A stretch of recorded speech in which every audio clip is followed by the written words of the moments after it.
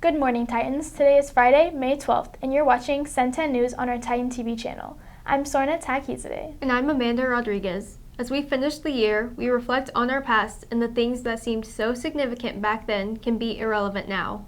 Colin Thomas narrates his story and reminds us of what's important in his life. It is humbling to listen to other stories and experiences, to remind us where our priorities should be, as we tend to overestimate our own problems.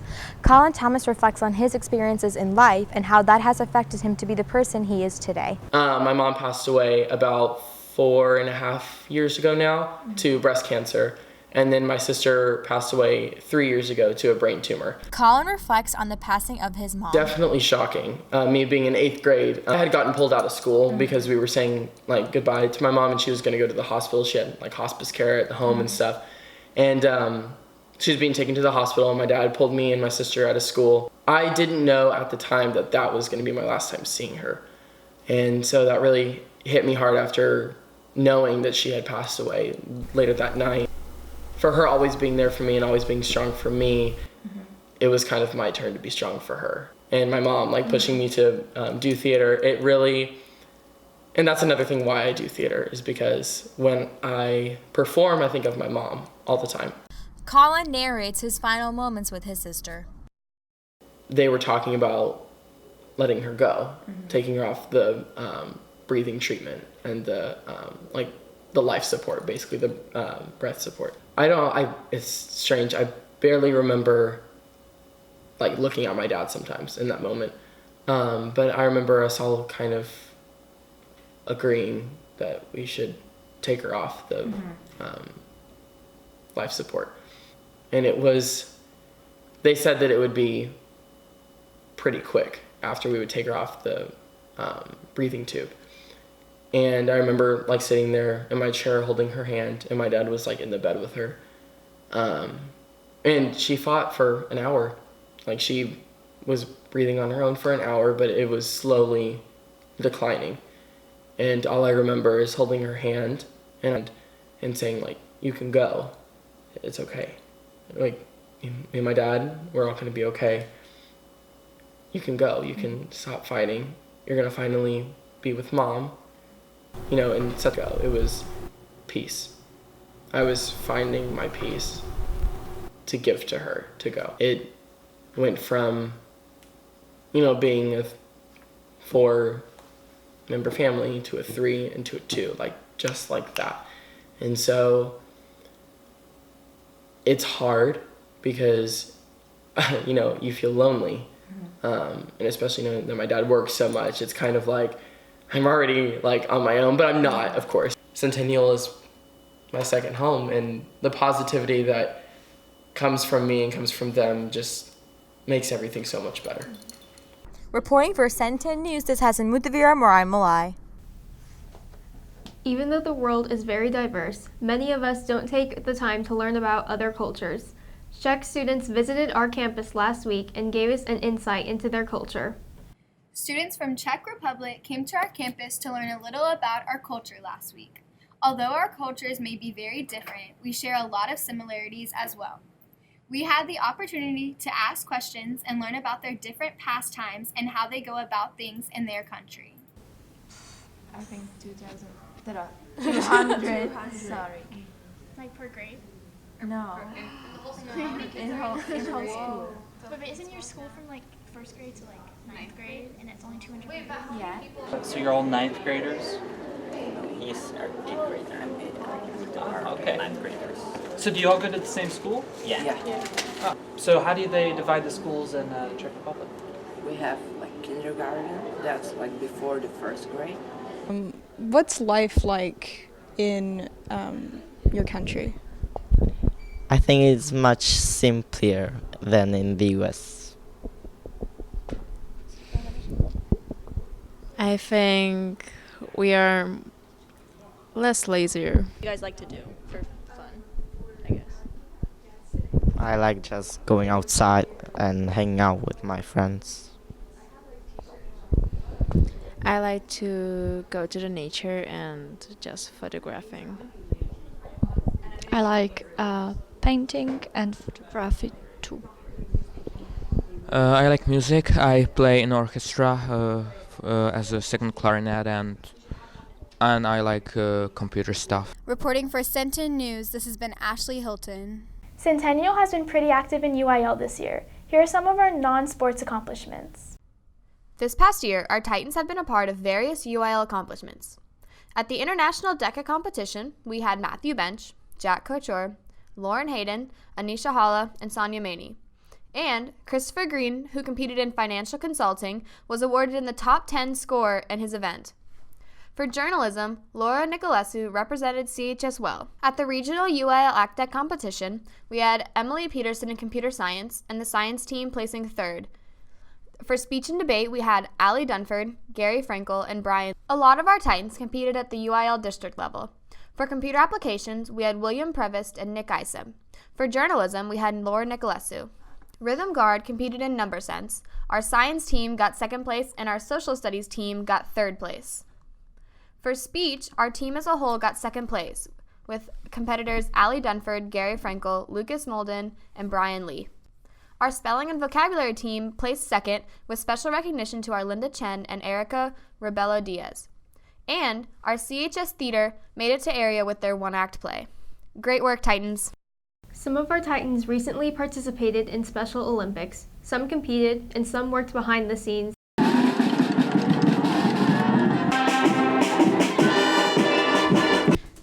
Special Olympics was held on Friday, April 21st at Memorial Stadium. Athletes from all across the district, including elementary, middle, and high school students, attended the event. Athletes were able to compete in track events including the 100-meter dash and the 50-meter dash, and field events included the softball toss. This event is held every year and is always a day to remember, filled with excitement and compassion as athletes finish their races and celebrate with their peers and coaches. Go, go, go, go, go! April 2017 is the first district track meet hosted by Frisco ISD in over 25 years. It's also the first track meet that involves only Frisco ISD teams. Students were given the chance to compete with one another. However, behind the scenes, there's another team of students, a team that's not here for medals. Today we are broadcasting the district track meet, and it's a two-day event. We've been here from 9 a.m. and we'll be here tonight till 6. In the background, it's the students making the event media tick, running Jumbotron and a live stream. But before any of that is possible, this crew has a few hurdles of their own. It's going horribly. We got here at like 9:30, and ever since then we've just been setting everything up, and it's like 2:30 now and we're still not completely wired and everything. Day one it took maybe about 3 hours to get set up, and then once we got set up, certain things weren't working right, so we had to move some people around and move some of the equipment around. Part of the learning experience is working through technical difficulties. It didn't take them long to power past their problems. All of student-led production crammed into one room isn't plan A or very comfortable, but it gets the job done.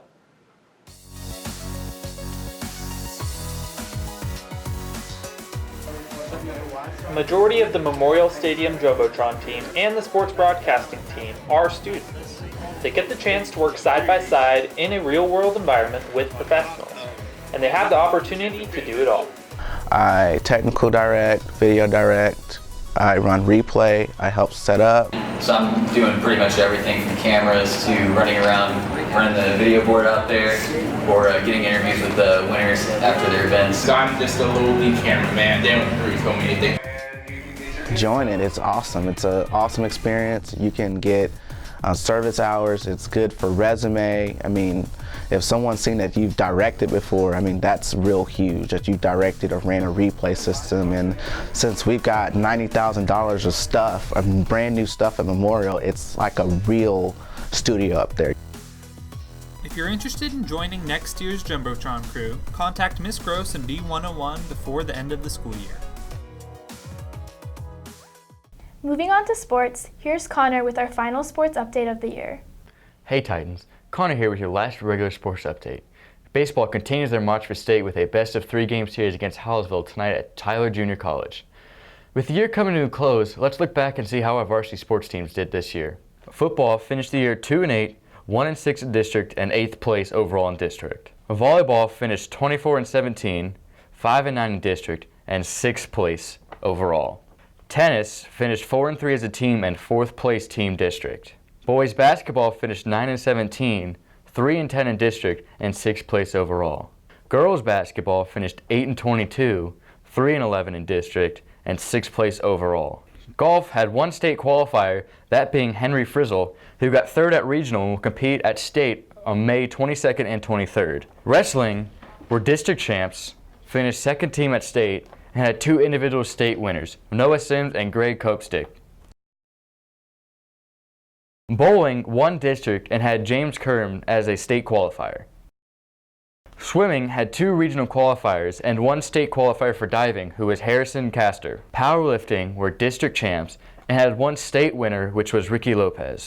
Boys soccer finished 11-9, 9-5 in district, finished 3rd place in district, and advanced to the first round. Girls soccer finished 14-3-1, was 9-1-1 in district, won district, and went through the 3rd round of playoffs. Track had 11 area qualifiers for both boys and girls and had 2 regional qualifiers. Softball finished 18-5-0, 10-3 in district, and had 2nd place in district and got to the first round of playoffs. Many of our athletes compete after high school, but how do they go about recruitment for college? Maria has more.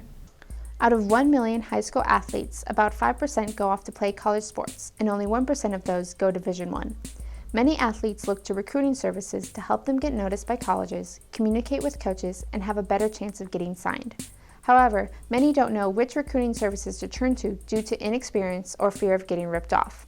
There are about 4 well-known services that help many athletes find a good college to go to.